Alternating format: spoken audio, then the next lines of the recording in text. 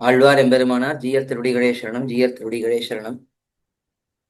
இன்றைய தினம் நாம் இங்கே நேரலையிலே கூடியிருக்கிறோம். நம்முடைய கோயில்.org மற்றும் ஸ்ரீ வரவரமுனி வித்யாலயம் மற்றும் நம்முடைய ஸ்ரீ வைஷ்ணவ பிரச்சாரகர் வளர்ச்சி திட்டம் மற்றும் நம்முடைய கிரந்தங்கள் பொதுவாக இது போன்ற பல கைங்கரியங்களிலே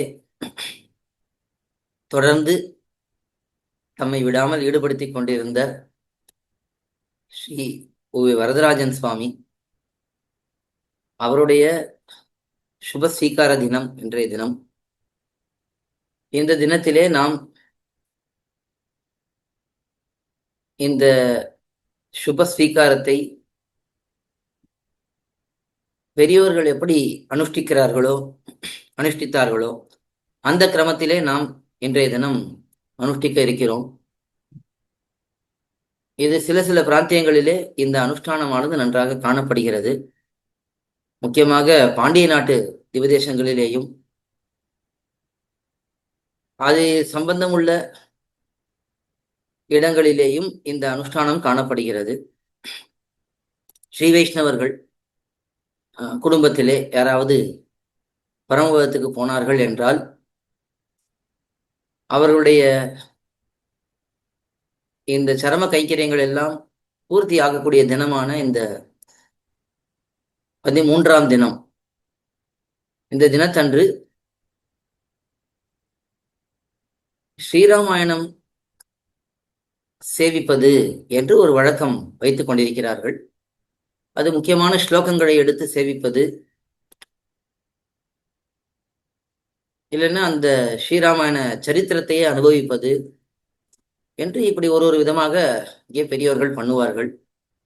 இந்த கிரமமானது அங்கே நன்றாக காணப்படுகிறது. அந்த கிரமத்திலே இங்கே நம்முடைய வரதராஜன் சுவாமிக்கு நாம் இந்த சுபஸ்வீகாரத்தை அனுஷ்டிக்கலாம் என்று அடியனுக்கு ஒரு ஆசை.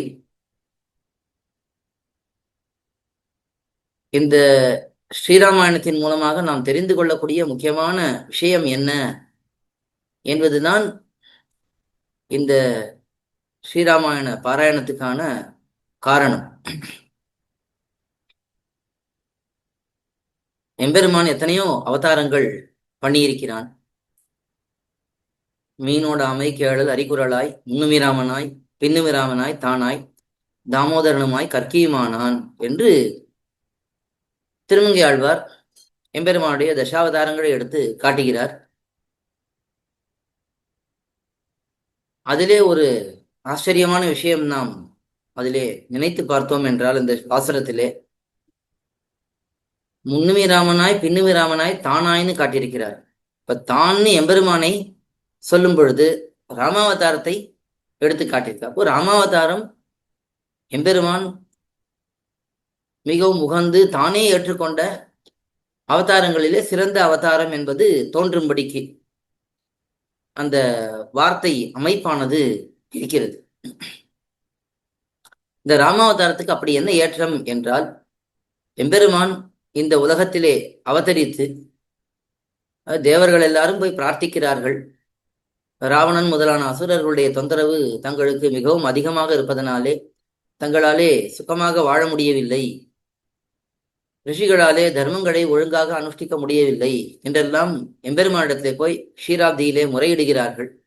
அப்பொழுது எம்பெருமான் அவர்களுக்கு வாக்களிக்கிறான், கண்டிப்பாக நானே அவதரித்து உங்களுடைய குறைகளை நீக்குகிறேன், இந்த ராமநாதி துஷ்டர்களை அழிக்கிறேன் என்று எம்பெருமான் அவர்களுக்கு வாக்களிக்கிறான். தானே தசரத சக்கரவர்த்திக்கு பிள்ளையாக அவதரிக்கிறான். தன்னுடனேயே ஆதிசேஷனான இளைய பெருமாளையும் சங்க சக்கரங்களை பரதாழ்வானாகவும் இளையாள் சத்ருநாழ்வானாகவும் அவதரிக்கும்படி எம்பெருமான் பண்ணுகிறான். அந்த அவதாரத்திலே தான் ஒரு மனிதன் எப்படி போய் குருகுல வாசம் பண்ணி ஆச்சாரிய சேவை பண்ணி வித்தைகளை கற்றுக்கொள்வானோ அதே போல இங்கே இளவரசனாக இருந்தாலும் எம்பெருமான் தானே அவதரித்திருந்தாலும் இளவரசனாக இருந்தாலும் தான் வசிஷ்டரிடத்திலே போய் நன்றாக குருகுல வாசம் பண்ணி ஆச்சாரிய சேவை பண்ணி அந்த ஆச்சாரியனுக்கு தேவையான விஷயங்களை பூர்த்தி பண்ணி கொடுத்து ஒரு நல்ல மாணாக்கன் எப்படி இருப்பானோ அப்படி நடந்து காட்டினான். அதற்கு பிறகு தன்னுடைய தந்தை சொல் மிக்க மந்திரம் இல்லை என்று சொல்லும்படிக்கு தாயும் தந்தையுமாக சேர்ந்து தன்னை காட்டுக்கு அனுப்பின போதும் தனக்கு இளவரச பட்டாபிஷேகம் இல்லை என்று ஆன போதும் அதை பற்றி சிறிதளவும் வருந்தாமல் அதையும் மிகவும் சந்தோஷமாக உகப்போடு ஏற்றுக்கொண்டு எம்பெருமான் காட்டுக்கு எழுந்தருளுகிறான். காட்டிலே போகும் பொழுது பலரையும் தன்னிடத்திலே சேர்த்து கொள்கிறான். குகப்பெருமாளுக்கு அனுகிரகத்தை பண்ணுகிறான். சபரி, சுக்ரீவன், ஹனுமான், விபீஷன் ஆழ்வான் என்று இப்படி பல பேரை தன்னிடத்திலே எம்பெருமான் சேர்த்துக் கொள்கிறான். இந்த ராமாவதாரத்திலே ஏழை ஏதலன் கீழ்மகன் என்னாது என்று அந்த பாசுரத்திலே காட்டும்படிக்கு எப்படிப்பட்டவர்களோடும் தான் நட்பு பாராட்டி அவர்களையும் தன்னிடத்திலே சேர்த்துக் கொள்கிறான். அவர்களிடத்திலே மிகுந்த அன்பு காட்டுகிறான். இதுக்கு நடுவிலே தான் காட்டிலே இருக்கும் காலத்திலே சூர்பனகை வந்து பெருமாளை ஆசைப்பட அந்த சமயத்திலே அவளாலே பிராட்டிக்கு ஆபத்து என்று உணர்ந்த பெருமாள் இளைய பெருமாளை கொண்டு அவளுடைய காதையும் மூக்கையும் மறுத்து அனுப்புகிறான். அவள் அங்கிருந்து தப்பிச் சென்று கரதூஷணாதிகளிடத்திலே போய் முறையிட்டு அவர்களை கொண்டு பெருமாளுக்கு பேராபத்தை ஏற்படுத்துகிறாள். 14,000 ராட்சசர்கள் வந்து பெருமாளை தாக்க வருகிறார்கள், யுத்தம் பண்ண வருகிறார்கள். அவர்களை எல்லாம் எம்பெருமான் சுலபத்திலே ஜெயித்து விடுகிறான். அதற்கு பிறகு ராவணன் கபட சந்நியாசியாக வந்து பிராட்டியை கவர்ந்து கொண்டு போகிறான். அதற்கு பிறகு பெருமாள் மிகவும் துன்பப்பட்டு பிராட்டியை பிரிந்த வருத்தத்திலே ஊனும் உறக்கமும் இன்றிக்கே மிகவும் சோகப்பட்டு எப்படியோ சுக்ரீவனோட நட்பு ஏற்படுத்தி கொண்டு சுக்ரீவனுடைய உதவியோட ஹனுமானை கொண்டு பிராட்டி எங்கிருக்கிறாள் என்பதை கண்டறிந்து அதற்கு பிறகு விபீஷன் ஆழ்வானுடைய நட்பு கிடைத்து கடைசியிலே இந்த சமுதிரத்தின் மேலே ஒரு பாலத்தை கட்டி அந்த அணையை கட்டி அதன் மேலே ஏறி சென்று அந்த பக்கத்திலே போய் ராவணாதி ராட்சசர்களை எல்லாம் அழித்து பிராட்டியை மீட்டு வந்து மீண்டும் திருவயோத்தியை அடைந்து அங்கே தான் பட்டாபிஷேகம் செய்து கொண்டு 11,000 ஆண்டுகள் இந்த உலகத்தை நன்றாக ஆண்டு வந்தான் என்று இந்த ராமச்சரித்திரத்தை நாம் பார்க்கலாம். இதிலே நாம் கொஞ்சம் ஆராய்ந்து பார்த்தோம் என்றால் எம்பெருமான் எவ்வளவோ இன்னல்களை சந்திக்கிறான். நாட்டில் பிறந்து படாதனப்பட்டு மனிதர்கா என்று ஆழ்வார் காட்டும்படிக்கு இந்த உலகத்திலே பிறந்து நாம் படாத துன்பத்தை எல்லாம் அவன் படுகிறான். எத்தனையோ துன்பங்கள் அவனுக்கு ஏற்படுகின்றன. இப்ப நமக்கு யாராவது நம்முடைய வரவேண்டிய பதவியை பறித்து கொண்டு நம்மை காட்டுக்கு அனுப்பியிருக்கார்களா? இது வரைக்கும் நம்மளே யாரும் அப்படி பெரிய நமக்கு வரவேண்டிய ஒரு ஸ்தானமானதோ பதவியானதோ வராமல் நம்மை காட்டுக்கு அனுப்பி நம் காட்டிலே போய் கஷ்டப்படும்படிக்கு நமக்கு யாருக்காவது கஷ்டம் வந்திருக்கா? அப்படிப்பட்ட கஷ்டம் எல்லாம் நமக்கு வரவில்லை. காட்டிலே போகும்பொழுதும் எத்தனையோ ராட்சசர்களுடைய தொந்தரவு, கரதூஷணாதிகளுடைய தொந்தரவு, விராதனுடைய தொந்தரவு, இது போன்ற தொந்தரவுகளை எல்லாம் அவர்கள் எதிர்கொண்டாலும் அப்பொழுதும் மனம் தளராமல் சுகமாகவே பெருமாளும் பிராட்டியும் இளைய பெருமாளும் காட்டிலே வாழ்ந்தார்கள். அதுக்கு பிறகு பிராட்டியை இழந்த போது கூட மிகவும் வருத்தப்பட்டார் பெருமாள். இருந்தாலும் மனம் தளராமல் செய்ய வேண்டிய காரியங்களை செவ்வனே செய்து பிராட்டியை மீட்டெடுத்தார். இப்படியெல்லாம் பண்ணி கடைசியிலே இவ்வளவு கஷ்டங்களை எதிர்கொண்டாலும் கடைசியிலே பெருமாளுக்கு அந்த பட்டாபிஷேகமானது நடந்தது மட்டுமல்லாமல் 11,000 ஆண்டுகள் அயோத்தியாவை தலைநகராக கொண்டு மிகவும் ஆச்சரியமான ராஜ்யத்தை பெருமாள் நடத்தி வந்தார். அப்படி நடத்தி வந்ததுனாலே என்ன ஆச்சு என்றால் அந்த பெருமாளுடைய பெருமையானது நமக்கெல்லாம் தெரிய வந்தது. இந்த 11,000 ஆண்டுகள் பெருமாள் ராஜ்யம் பண்ணும் பொழுது யாருக்கும் துர்மரணம் ஏற்படவே இல்லை, யாருக்கும் வியாதியே வரவில்லை, தகப்பன் இருக்க பிள்ளை மரிப்பது போன்ற காரியங்கள் நடக்கவே இல்லை. எல்லாரும் அந்த அயோத்தியாவில் இருக்கக்கூடிய எல்லாருமே ராமன் ராமன் ராமன் என்றே சொல்லிக் கொண்டிருந்தார்கள். சிறு குழந்தைகள் எல்லாம் விளையாடினால் கூட பெருமாளுடைய லீலைகளை சொல்லியே விளையாடுவார்கள் என்று அவ்வளவு ஆச்சரியமாக இந்த ராம சாம்ராஜ்யத்தை பெருமாள் நடத்தினார் என்று நாம் பார்க்கிறோம். இது நமக்கு மிக முக்கியமான ஒரு பாடம். எவ்வளவு கஷ்டம் வந்தாலும் நாம் காத்திருக்க வேண்டும், பொறுமையாக இருக்க வேண்டும். எல்லா கஷ்டங்களையும் தாண்டி நமக்கு நன்மை என்றோ ஒரு நாள் ஏற்படும். எத்தனையோ பேர் நம்மில் பலருக்கு பலவிதமான கஷ்டங்கள் இன்னைக்கும் இருக்கலாம்.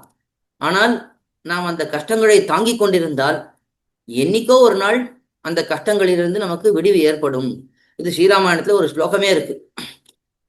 என்னைக்குமே கட்டப்பட்டு கொண்டே இருப்பவன் என்பது கிடையவே கிடையாது.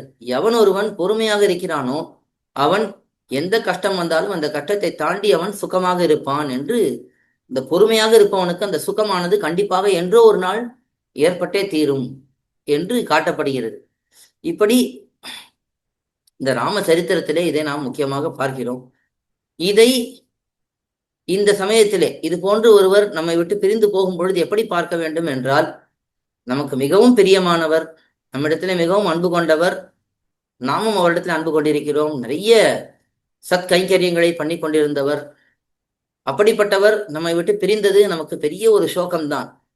இருந்தாலும் அவருக்கு நல்ல ஒரு ஸ்தானம், அந்த எம்பெருமானுடைய கிருப்பைக்கு ஆளாகி நித்திய கைங்கரியம் பண்ணக்கூடிய ஸ்தானம் அதுதானே அவருக்கு கிடைத்திருக்கிறது. அதை நினைத்து நாம் சந்தோஷப்பட வேண்டும். அதனால்தான் 10 நாட்கள் எல்லாரும் அழுது புலம்பிக் கொண்டிருந்தாலும் இந்த 11வது நாள் 12வது நாள் வந்தது என்றால் எல்லாருமே கொஞ்சம் இந்த அழுகையெல்லாம் குறைந்து 13வது நாள் சுபஸ்வீகாரம் என்றே அந்த நாளுக்கு பெயர் வைத்திருக்கிறார்கள். என்னதான் இருந்தாலும் நம்மை விட்டு இவர் பிரிந்து போனாலும் அவருக்கு கிடைத்திருக்கிறது நித்திய கைங்கரியம். நம்முடைய சம்பிரதாயத்தில் நல்ல ஒரு விசுவாசத்தோட, ஆச்சாரியனிடத்திலே விசுவாசத்தோட கைங்கரியங்களிலே ஈடுபட்டு கொண்டிருப்பவர்கள் கண்டிப்பாக எம்பெருமானாலே கைவிடப்பட மாட்டார்கள் என்பது நாம் உறுதியாக நம்புவது. அப்படி இருக்கிறதுனாலே அந்த எம்பெருமானார் சம்பந்தம் இருந்து இந்த சம்பந்தத்தை உணர்ந்து அதன்படி நடந்தவர்களுக்கு கண்டிப்பாக நல்ல கதி கிடைத்திருக்கும் என்பதுதான் நம்முடைய பெரியவர்கள் நமக்கு காட்டக்கூடிய விஷயம். அப்படிப்பட்ட நன்மையை நம்முடைய வரதராஜன் சுவாமி அடைந்திருப்பார் என்பதிலே நமக்கு எந்த சந்தேகமும் இல்லை. அதனாலே அதை இப்பொழுது முக்கியமாக நாம் நினைவிலே கொண்டு, அந்த சுவாமி எப்படியெல்லாம் கைங்கரியம் பண்ண வேண்டும் என்று பாரித்தாரோ, எவ்வளவு விதவிதமான கைங்கரியங்களை தான் எடுத்துக்கொண்டு அதிலே கொஞ்சமும் சலிப்படையாமல் பண்ணினாரோ, அதை நாம் மேலும் நல்ல விதத்திலே நாம் தொடர்ந்து அந்த கைங்கரியங்களை பண்ண வேண்டும் என்பதை நம்முடைய மனதிலே கொண்டு தொடர்ந்து நாம் இந்த கைங்கரியங்களை செய்து வருவோம். அவருடைய அந்த ஒரு நல்ல எண்ணம், இந்த கைங்கரியங்கள் எல்லாம் நல்லா நடக்க வேண்டும் என்கிற எண்ணம் எத்தனையோ அடியனிடத்திலே அவருக்கு மிகவும் பிரீத்தி. அடியனிடத்திலையும் சரி, அடியனுடைய பாரியாரிடத்திலையும் சரி, குழந்தை இடத்திலையும் சரி, அந்த சுவாமிக்கு மிகவும் பிரீத்தி. எப்பொழுது வாய்ப்பு கிடைக்கும் போதெல்லாம் ஒரு தொலைபேசி மூலமாக அழைத்து பேசி எல்லாம் நன்றாக நடந்து கொண்டிருக்கிறதா, என்னென்ன கைங்கரியங்கள் நடந்து கொண்டிருக்கிறது என்பதை எல்லாம் விசாரித்து தன்னாலே இயன்ற உதவிகளை பண்ணி வரக்கூடியவர்.